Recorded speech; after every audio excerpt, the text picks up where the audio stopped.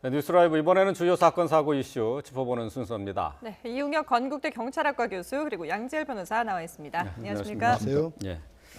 자, 오늘 먼저 살펴볼 주제는 전 청와대 민정수석실에서 근무를 했던 한 수사관이 극단적인 선택을 한 사건과 관련된 내용입니다. 청와대 하명수사 의혹과 관련해서 백원우 전 청와대 민정비서관 휘하에서 특감 반원으로 일했던 사람이 극단적인 선택을 한 건데요. 이른바 지금 별동대로 알려져 있는 이 특감반에 소속돼서 활동됐던 인물이었죠. 뭐 그렇게 지금 알려져 있습니다. 그리고 검찰로 복귀를 한 상황이었는데 사실 지난해 이미 복귀를 했었고 최근에 네. 이제 지금 뭐 논란이 되고 있는 청와대에서 하명수사가 있었느냐에 관련해서 핵심적인 어떤 역할을 했다고 검찰 소환 조사를 앞두고 있었던 상황이라고 하는데 이제 스스로 이제 극단적인 선택을 하신 것이고 발견된 유사에도 굉장히 힘들다라는 어떤 심정적인 토론을 하고 있었습니다만 구체적인 어떤 사실관계 같은 것을 밝히고 있지는 않아서 좀 논란이 예고되고 있습니다. 예. 그러니까 지금 최근에 여러 가지 논란이 되고 있는 그런 의혹의 사건들 중심에 있다고 알려져 있는데 어떤 역할을 했던 거예요? 지금 그 의혹이 가장 되고 있는 것은 실제로 이 첩보를 작성하는데 적어도 가공을 한 인물이 아닌가, 일단 그 의혹이 제일 이제 큰 것입니다. 예. 다만 이제 이게 정확히 밝혀진 사실은 이제 아닙니다만, 그래서 그것과 관련돼서 수사 상황을 점검하러 울산으로 내려갔다, 이제 이런 지목을 받고 있고요. 예. 다만 그것과 이제 관련해서 노영민 비서실장은 그것과는 이제 무관하게 이제 그 당시에 이를테면 검찰과 경찰이 일정한 갈등 상황이 있었기 때문에 이것을 점검하고 위해서 갔다라고 합니다. 네. 그런데 지금 특별 감찰반의 이른바 별동부대라고 하는 그 이야기 그 자체에도 사실은 이 민정비서관실에서는 친인척 관리라든가 대통령의 이것을 전담을 해야 되는데, 특별히 이제 감찰반이 필요 없음에도 불구하고 지금 6명이 있고, 더군다나 지금 특별 별동대라고 하는 사람들은 이제 2명으로 지금 알려져 있는 것 같습니다. 잠정 중에 합니다만, 그렇죠. 경찰 출신 하나, 이제 검찰 출신 하나입니다. 그러니까 지금 이제 극단적인 선택을 한 분은 이제 검찰 출신이었고요. 그리고 황운하 경찰청장에게 고발이 된 사건, 직권남용과 관련되고 공직선거법 위반과 관련돼서 참고인의 신분으로서 울산지검에서 한번 조사를 받았던 이제 이런 인물입니다. 그래서 요약하게 되면은 이번에 이를테면 공직선거에 대한 개입인지 하명수사인지에 관해서 상당히 중요한 키맨의 역할을 하고 있는 사람으로 볼 수 있는 검찰 수사관인 거죠. 네, 그렇습니다. 자, 말씀하신 것처럼 당시 민정비서관실 소속의 수사관 2명이 울산경찰청을 방문한 것을 놓고 논란이 일고 있었었는데요. 자, 이에 대해서 노영민 비서실장은 고래고기 때문이다, 이것 때문에 울산을 방문했다라고 밝혔었는데요.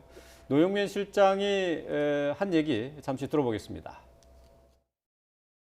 자기 업무 소관에 속하지 않는 그런 사람에 대한 선출직 공직자에 대한 불법적인 감찰을 하고 감찰한 적이 없습니다. 그 내용을 김기현 씨에 대해서 그 감찰한 내용을 적이 없고, 심지어는 민정비서관실 직원들이 직접 수사를 담당하는 경찰 현장에 내려가서까지 접촉을 하고 여러 가지 얘기를 했다는 겁니다. 이번에서 뭐 보고받으신 거 있습니까? 네, 일단 지금 민정특감반이 울산 현장에 갔던 그 이유는 고래고기 사건 때문에 검찰과 경찰이 서로 다투는 것에 대해서 이런 부처 간의 불협화음을 좀 어떻게 해소할 수 없는가 해서 내려갔다라는 말씀을 드리고요. 네. 지금 언론에서는 이 특감반원들이 울산에 내려간 것이 지방선거와 관련이 있다라고 보고 있는데, 지금 노영민 실장 같은 경우는 지금 운영위원회에 나와서 한 발언인데, 고래고기 환부 사건이 있었기 때문에 그것 때문에 내려갔다고 했어요. 이게 어떤 내용인지 설명을 좀 해주셔야 될 것 같습니다. 네, 짧게 이제 설명하게 되면 이제 불법으로 이제 고래를 포경하는 것과 관련돼서 이제 고발이 이루어졌고 이제 수사가 이제 이루어지게 되었습니다. 네. 그래서 불법으로 포획된 고래에 대해서 이게 특정 조건에 맞지 않기 때문에 환부, 다시 이제 돌려줘야 하는 이제 이런 일이 있었던 것이죠. 그런데 이것과 관련돼서 검찰과 이제 경찰의 의견이 상당 부분 달라지게 되었습니다. 그것을 판단하는 DNA의 기준, 고래의 어느 정도가 확보가 되어야 DNA가 이 불법 표공인지 아닌지가 이제 결정이 되는 것인데 네. 이것에 이제 그 의견이 맞지 않았었고 그리고 이것을 이제 환부하는 돌려주는 그 과정에서 경찰이 바라보고 있는 그 시각은 이 사건의 담당 검사와 이 사건을 맡고 있는 변호사가 서로 간에 유착을 했다. 이제 이런 그 의혹을 이제 경찰에서는 갖고 있었던 것입니다. 네. 그래서 이 불법으로 환부를 하고 있는 것으로 이제 그 경찰은 봤기 때문에 검찰이 지시한 것을 이제 따르지 않고 또 단독으로 환부를 하게 되었죠. 그러니까 크게 요약하게 되면 이 압수수색 황부와 관련된 검찰과 경찰이 그 갈등 그 상황이었고 검사가 이것에 가장 큰 의혹이 있다라고 이제 경찰은 이제 봤고요. 예. 그래서 이것에 대한 또 여러 가지 또 수색과 압수를 강제 수사를 하려고 시도했지만 검찰이 이것을 이제 막았었고 이 검사는 또 해외로 연수를 가게 됐고 예, 예. 이런 것이 압축하게 되면 불법 포경을 한 고기에 대해서 이제는 환부를 해야 되는데 예, 그것에 있어서 경찰과 검찰이 의견이 상치됐던 이런 사건을 간단하게 일단 요약드릴 수 있겠습니다. 예. 이게 이제 검경 간의 일종의 갈등으로 이게 이어졌죠, 이게 결국은. 예, 그렇습니다.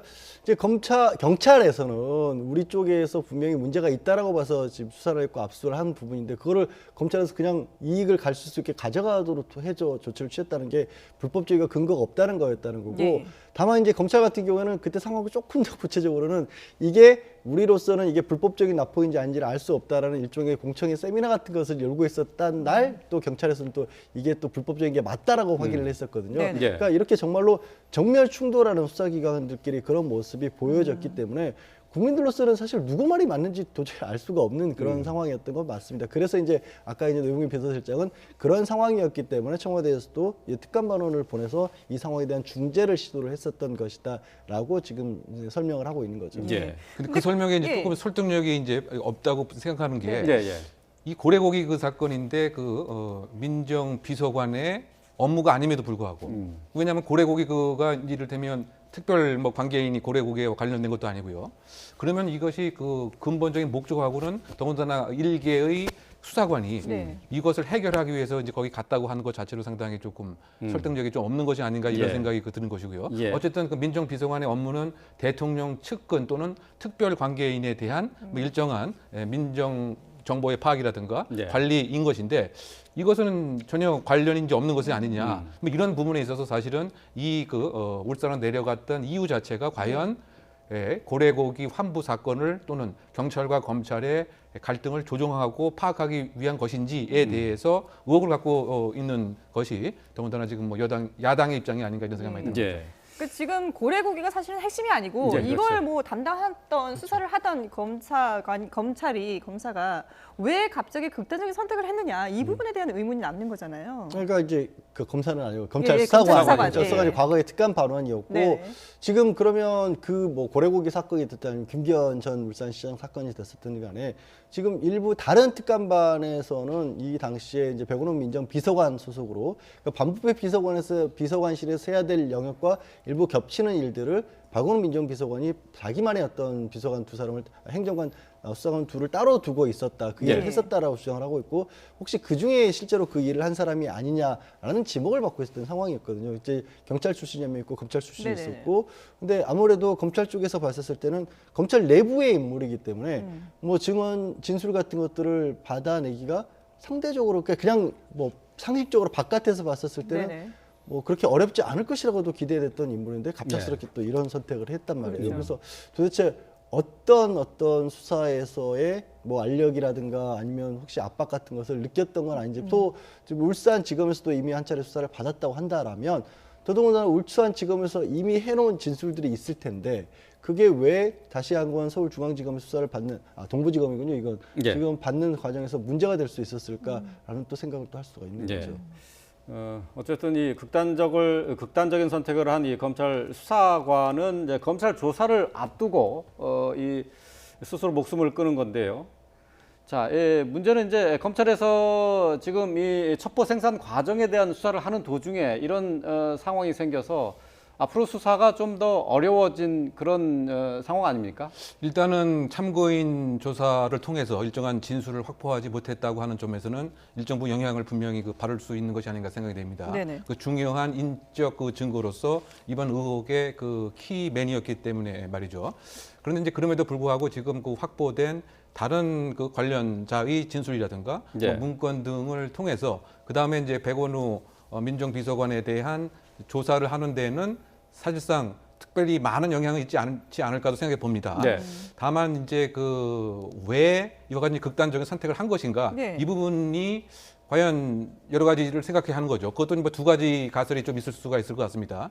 첫째의 가설은 무엇인가 본인이 얘기할 수 없는 그런 상황에 봉착을 했기 때문에 네. 이것이 백원우 민정비서관에 관한 것이든 또는 혹시 일각에서 제기하고 있는 민주당에서 관련된 얘기이든 왜냐하면 이 과거의 영상에 의하면 박범계 의원이 분명히 그 문서를 받은 것을 이렇게 보여주면서 이렇게 내가 제보를 받았다라고 얘기를 했습니다. 그러면 이것에 관한 작성과 가공에 있어서도 분명히 백원우 비서관 또는 나름대로 특별 팀원이 한 것인지에 관해서 예. 분명히 이제 이야기할 수가 있는 것인데 따라서 그것을 얘기하지 못하는 이런 압박감 때문에 결국은 청와대에 일정한 연관이 있는 것은 아니냐 이런 가설이 하나가 있는 것 반면 또는 이제 반대되는 가설로서 사실은 이것과 무관되게 검찰이 무엇인가 압박을 한 것은 아니냐 혹시 다른 별건 수사의 가능성을 두고서 결국은 그것에 대한 부담감 때문에 이제 극단적인 선택을 한 것은 아니냐 이렇게 생각을 해볼 수가 있습니다. 네. 따라서 향후의 이 수사의 영향은 분명히 인적 증거가 극단적인 선택을 했기 때문에 한계가 분명히 있습니다만 지금 가설 1과 가설 2의 근거에 생각해 보게 되면 오히려 일정한 혐의 자체를 직기할 수 있고요. 오히려 혐의 자체를 조금 이렇게 희석시킬 수도 있습니다만 네. 전반적인 흐름으로 봐서는 무엇인가 권력 실세와의 연관성에 더 수사의 이렇게 방점을 두게 되는 그런 사건으로 해석할 여지도 있지 않나 보입니다. 예. 근데 이 숨진 전 특감반원은 유서에 윤석열 검찰총장에게 미안하다라는 내용의 자필 메모를 남긴 것으로 이렇게 알려져 있어요.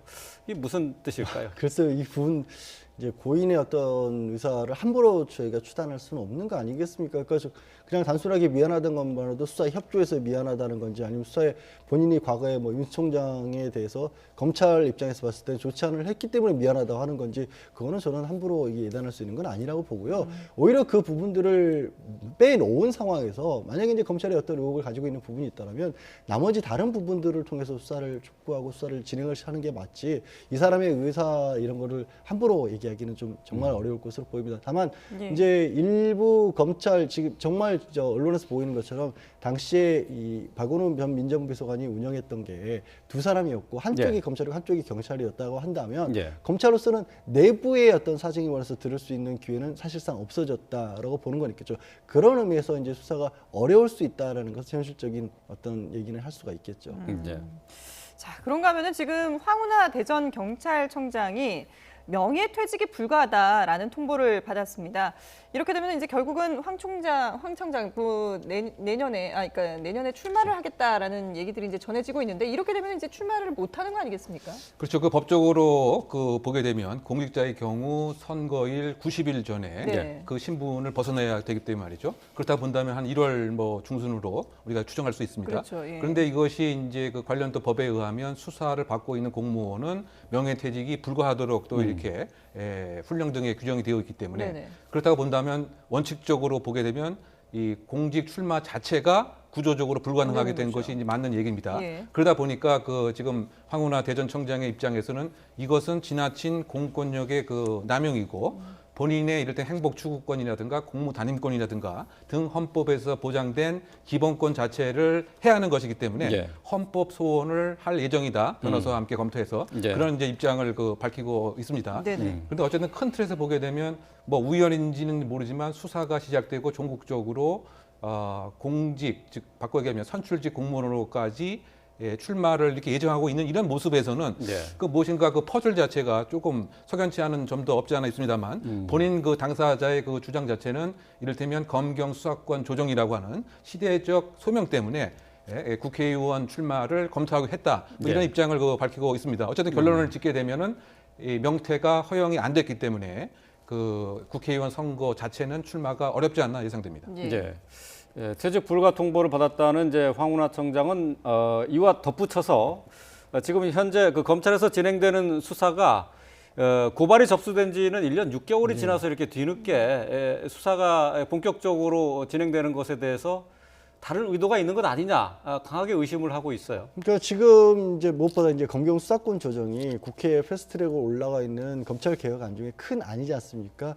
이게 검경 수사권 조정의 상징적인 인물이 또 하필이면 또 황운하 지금 대전 경찰청장입니다. 네네, 그렇죠. 거기에 또 검찰과 상당히 뭐 갈등을 많이 일으킨 걸로 그런 쭉 언론을 통해서도 알려져 왔던 인물인 만큼 이런 부분에 있어서 황 청장이죠. 지금으로서 청장의 어떤 운신이라든가 당시 수사가 잘못됐다는 부분들을 부각을 시킨다고 한다면 검찰 측의 어떤 입장이 조금 더 올라갈 수 있는 게 아니냐라는 얘기가 될 수 있기 때문에 본인에 대한 수사가 그런 어떤 정치적인 의도를 검찰의 정치적 의도를 가진 거다라는 주장을 하는 것이고 이제 그 근거로 들고 있는 것은 말씀하신 것처럼 이미 1년 6개월 전에 수사는 시작을 했었는데 네. 그리고 검찰에서는 그동안에 뭐 참고인 조사 같은 것도 쭉 해왔다고 하는데 이 사안 자체가 참고인 조사를 해왔다고 한다라고 해도 그렇게 봐도 좀 긴 거는 맞습니다. 예. 그러니까 1년 6개월 전에 참고인 조사를 했었고 조금 전에 이제 안타깝게 어떤 극단적인 선택을 한 청와대 전 특감반원에 대한 수사도 훨씬 더 이전에 이루어졌을 것인데 네. 왜 이제 와서야 갑작스럽게 이런 문제를 더군다나 말씀드린 것처럼 국회는 한참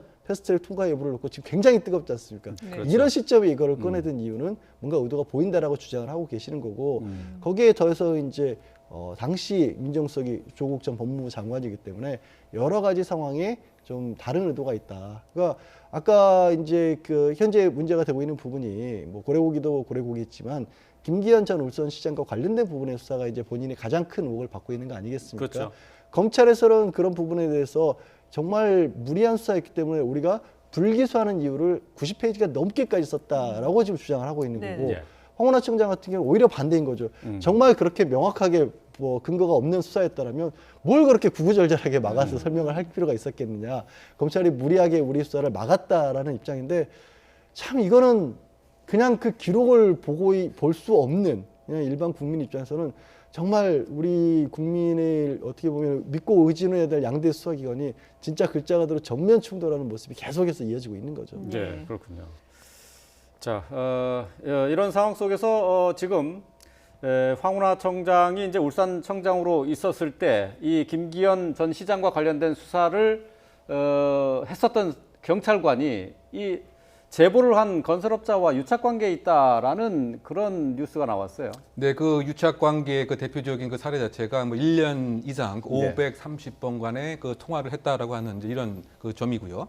또 그 고발장을 작성을 했을 때 상당 부분 이제 그 조력을 줬다고 하는 뭐 이런 점도 나타난 것 같고요. 네. 더군다나 이 지금 김기현 울산시장의 비서실장에 대해서 일정한 그 압력까지 이제 그 행사를 했다. 예. 왜냐하면 그 반대 측에 이익을 주기 위해서 그리고 이 사람이 그 얘기하는 바가 이번 한 건으로 내가 무엇인가를 할 수 있다라고 하는 또 이런 취지했다고 하는 언론 보도도 그 나오고 있습니다. 즉 바꿔 얘기하면 일정한 그 유착 관계의 이득을 보려고 상당 부분 관여가 되어 있었다. 예. 따라서 그런 그 측면에서 그 봤을 때는 과연 이제 왜 이랬던 건지 더군다나 수사팀이 황운하 청장이 부임하고 나서 이제 갑자기 그 교체한 것과 관련된 면도 분명히 그 있는 것이다. 이런 사항들이 현재 그 불거지고 있는 입장입니다. 예, 네. 정말 사건이 계속해서 확산되고 있는 그런 모습인데요. 어디까지 확인이 되는지 저희가 또 계속 지켜보도록 하겠습니다.